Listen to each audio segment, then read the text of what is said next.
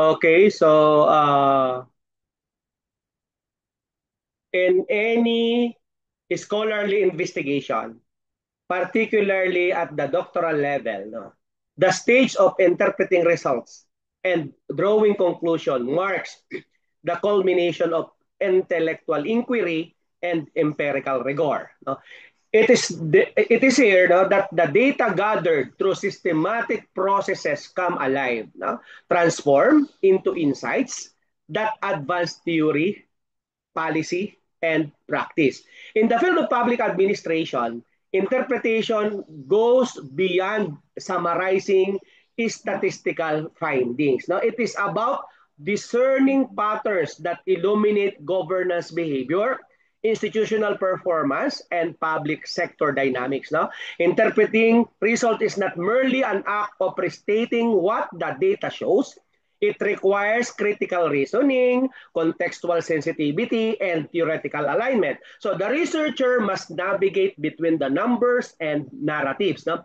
Explaining how the results confirm, contradict, or extend existing administrative theories and practices. Now, this demands both analytical precision and intellectual humility, recognizing that findings are shaped by social realities and methodological boundaries. In the context of mixed methods or qualitative research within public administration, interpretation must reflect the human dimension of governance, citizen trust, bureaucratic culture, leadership ethics, and institutional responsiveness. Each finding represents not just an observation, but a reflection of life experiences in governance systems. Thus, the interpretation process becomes an ethical exercise, ensuring that the researcher conclusions uphold integrity, inclusivity, and accountability in knowledge creation.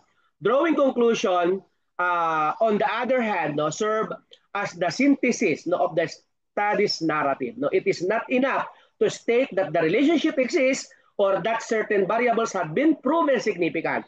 Because I believe, no, personally, a scholar in public administration must go further, connecting your findings to policy implication, administrative reforms, and leadership practices that could address systematic challenges in the public sector. Conclusion must bridge theory and action, embodying the spirit of evidence-informed governance. Advanced researchers must also guard against overgeneralization and confirmation bias. No? The interpretation must remain faithful to the data, hindi dinaya. No? Distinguishing between correlation and causation, no? Or between perception and reality. I believe through maintaining methodological uh, transparency, no? Scholars ensures that their conclusions stand on credible and replicable grounds, no? A standard expected of doctoral level research. No? Equally important is the integration of interdisciplinary perspective during interpretation because public administration intersects with economics, political science, the sociology, and technology right now. Now, therefore, understanding results requires seeing them through these multiple lenses to reveal how governance system adapts to changing socio-political and technological environments. In this way, interpreting results and drawing conclusion become not just technical exercises but acts of public scholarship. Now, they invite scholars to use evidence as a foundation for innovation, equity, and accountability in governance. As future leaders, no, and policy thinkers, no, you as doctoral student must internalize that research conclusions are instrument of transformation, capable of reshaping administrative thought and practice. And so, as we move deeper into today's session, let us open our minds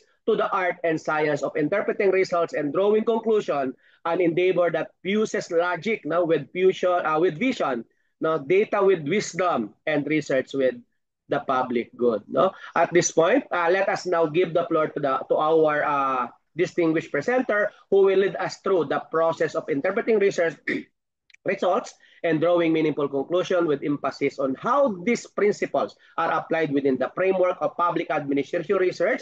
So please join me in welcoming our presenter. Go ahead.